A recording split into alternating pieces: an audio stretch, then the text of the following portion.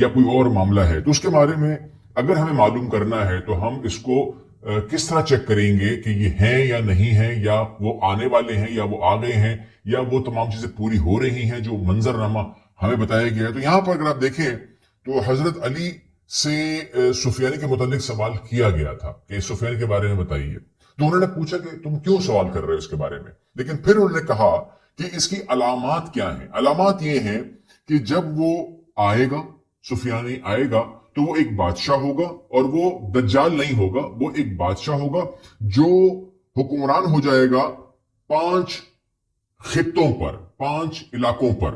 اب یہ جو علاقے ہیں نا، یہ شام ہی مانے جائیں گے، کیونکہ شام کا وہ نقشہ ہی ہے جو اس زمانے میں تھا۔ اب شام ڈیوائیڈ ہو گیا، بہت کچھ فرق پڑ گیا، لیکن نام تو وہی رہتے ہیں۔ اس لیے بتایا گیا کہ حلب، آپ جانتے ہیں کہ حلب کے بارے میں ہم کافی ذکر کر چکے ہیں، ہمس کے بارے میں ہم ذکر کر چکے ہیں، درہ کے بارے میں ہم ذکر کر چکے ہیں، اردن کے بارے میں آپ جانتے ہیں کہ اب ایک الگ ملک نظر آتا ہے آپ کو، کہ نسرین، موصل۔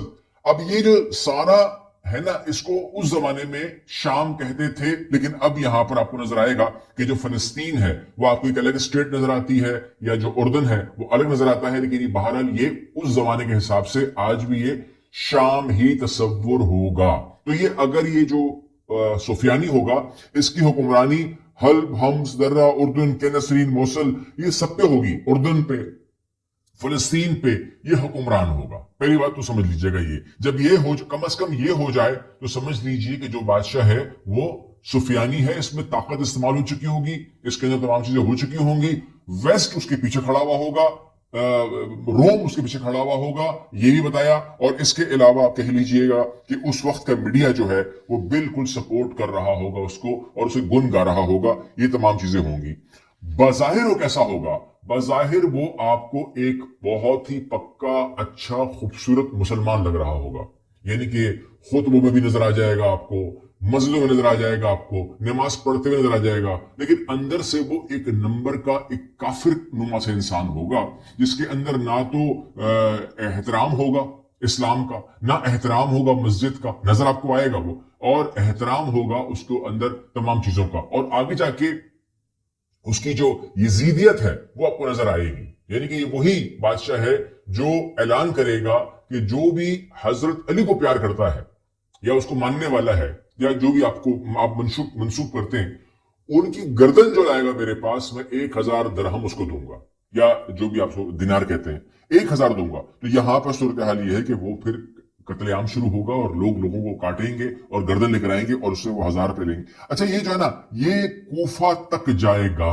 اچھا، یہ کوفہ تک جائے گا، کیونکہ اس کی کہانی بہت لمبی ہے، ہم شارٹ کٹ کر رہے ہیں۔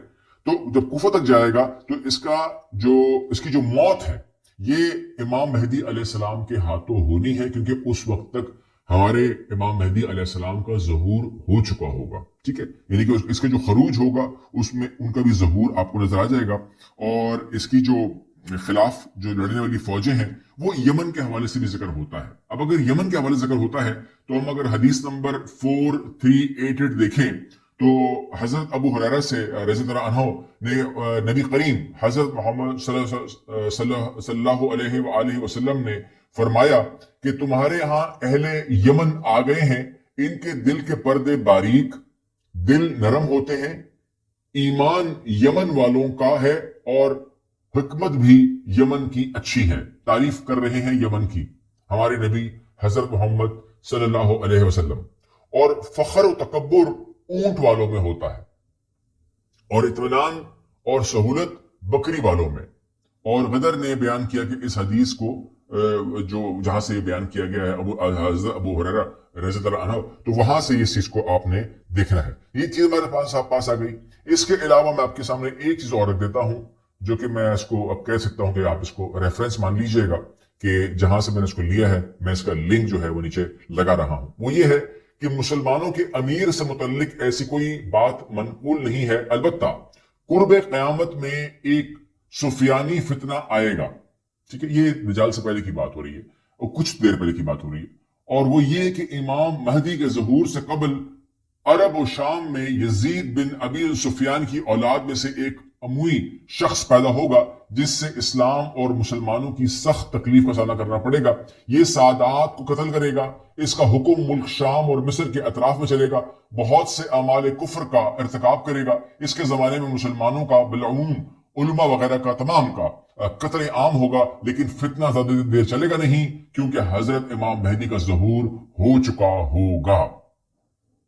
इसके बारे में ये अलामात भी लिखी गई हैं कि किताब में मनकूल है कि वो मस्जिद में फितना फसाद बर्पा करेगा और दिन के वक्त खुल्ला दमिश्क की मस्जिद के मेहराब में शराब की महफिल में औरत से जामा करेगा, और तो एक मुसलमान खड़ा होगा और कहेगा तुम्हारी हलाकत हो, तुम लोगों ने ईमान के बाद कुफ्र इख्तियार कर लिया है, ये बिल्कुल हलाल नहीं है। तो सुफियानी खड़ा होगा और मस्जिद में ही उसकी गर्दन उतार देगा, और जो भी इस शख्स की सपोर्ट करेगा उसको भी वहीं पर कत्ल कर दिया जाएगा। तो जो सुफियानी है उसके जो अलामात हैं और मामलात हैं, वो उसके जुड़े जो मामलात हैं ना, वो नजर आते हैं हमको। यानी कि शाम की तबाही हो चुकी होगी, तो इस टाइम अगर हम देखते हैं तो हमें तबाही नजर आती है, और इमारतें तबाह हैं, सड़कें तबाह हैं, स्कूल तबाह है, हर चीज हमें तबाह नजर आती है।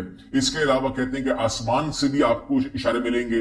अगर मैं इस आसमान को देखता हूं तो आसमान पर जो हमें इशारे मिलते हैं वो हमको मिलते हैं जहाजों की सूरत में, जो इसराइल बॉम्ब बरसा रहा है, बारूद बरसा रहा है और लातादाद बरसा रहा है। ये तमाम चीजें हो रही हैं, लेकिन मैं यहां पर आके अपने आप को रोकता हूं और मैं आपको दरखास्त करूंगा कि आप अगले हिस्से में डॉक्टर इसरार अहमद के जरिए जानिए कि जो आने वाले वाकयात हैं शाम में वो क्या होंगे। शाम पर हमला करने के लिए जो दुश्मन है ईसाई वो जमा हो जाएंगे। इस्लाम वाले लोग भी, मुसलमान भी उनका मुकाबला करने के लिए जमा हो जाएंगे। तो मुस्लिमून शुरकतन, अब इसमें 3 दिन के बारे में आता है कि जंग बड़ी खौफनाक होगी।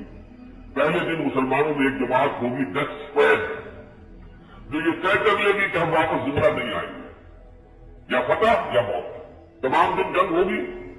शाम को जंग जो है फतह और शिकस्त में तब्दील नहीं हो सकेगी, बल्कि एक तरह का रात आ गई तो जंग बंद हो जाएगी, और वो जो डेथ स्क्वाड था वो खत्म हो जाएगा, मुसलमान सब के सब शहीद हो जाएगा। दूसरे दिन फिर ऐसा नहीं होगा, फिर कुछ लोग जो है तय करेंगे, अहद करेंगे और शर्त लगा देंगे कि या मरेंगे या फतह, लेकिन फतह हासिल नहीं होगी, वो सबके सब फौत हो जाएंगे, लेकिन शिकस्त भी नहीं होगी। तीसरी मरतबा भी यही होगा, लेकिन फर्क फरमाया चौथी मरतबा पैदा करना यौमुहा है, जब 14 दिन आएगा लहदा इलैहिम बक़ियत अहलिल इस्लाम, फिर तमाम जो मुसलमान लश्कर था वो पूरा का पूरा उन पर एक ही मरतबा टूट पड़ेगा। अल्लाह ताला दुश्मन की पीछे उनकी तरफ कर देगा, ये दुश्मन भागेगा, फिर इंतहा में शिकस्त खाकर भागेगा। फयक़तलून मक़तलतन, फिर वो जंग होगी, ऐसी जंग होगी लम युरा मुस्लिहा, जैसी कि कभी दुनिया में देखी नहीं गई, इतनी बड़ी जंग होगी। हत्ता अन्ना ताइर यमुर्रु बिजनबातिही, यहां तक कि एक परिंदा जो है चाहेगा कन्नी कतराकर लाशों पर से मैं गुजर जाऊं, तो जमीन मिल जाए जहां लाश न पड़ी हो। फला युखल्लफ हो, वो लाशों के उस जो बड़ा हुआ होगा उसमें से नहीं गुजर सकेगा।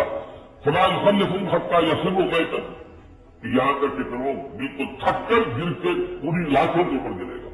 कितनी लाशें होंगी कि परिंदा चाहेगा, आपको परिंदे भी वो अल्लाह ताला ने इससे लतीफ भी हुई है। कुछ गंदे ऐसे भी है गिद्ध, वो तो आते ही है मुर्दार के ऊपर, जैसे मक्खी जो है वो गंदगी पर आती है, ऐसे मुर्दार के ऊपर आएगा। लेकिन आम परिंदा जो है वो तो हिम खाता है इससे, और वो जो बचने की कोशिश करेंगे, लेकिन जगह नहीं होगी, थकते उड़ते उड़ते उड़ते उड़ते उड़ते उड़ते थक कर गिर पड़ेंगे, मरकर गिर पड़ेंगे, और ये कि उन्हें जगह नहीं मिलेगी जहां की वो नीचे उतर सके और वहां कोई लाश हो।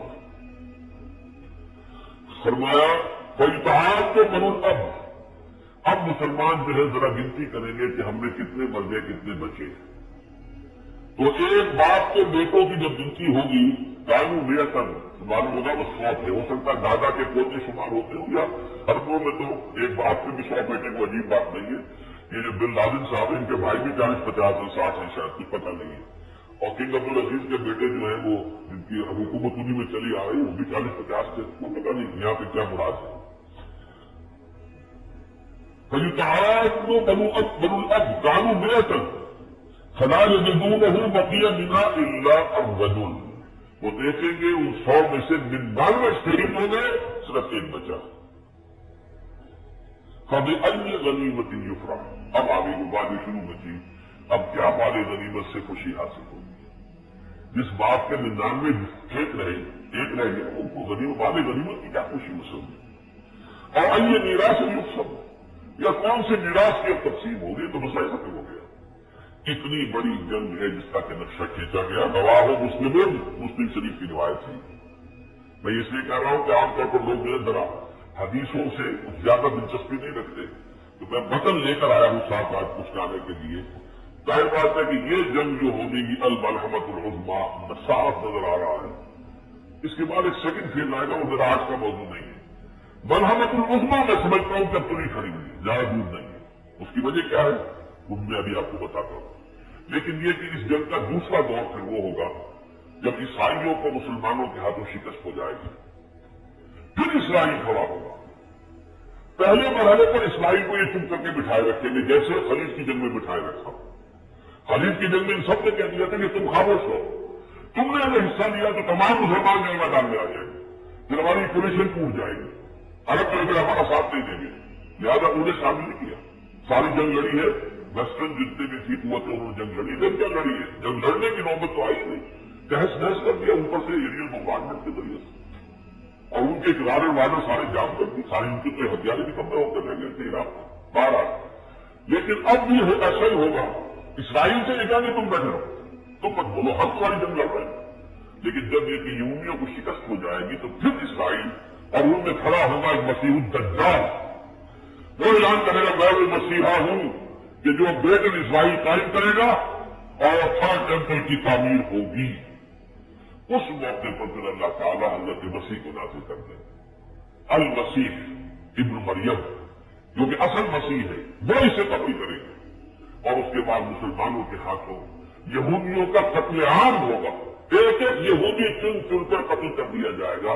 اس کی حدیث میں آپ کو پہلے سنا دیتا ہوں، عبداللہ ابن مسعود سے ہے، مسلم شریف کی روایت ہے، حضرت ابو ہریرہ سے رضی اللہ تعالیٰ عنہ،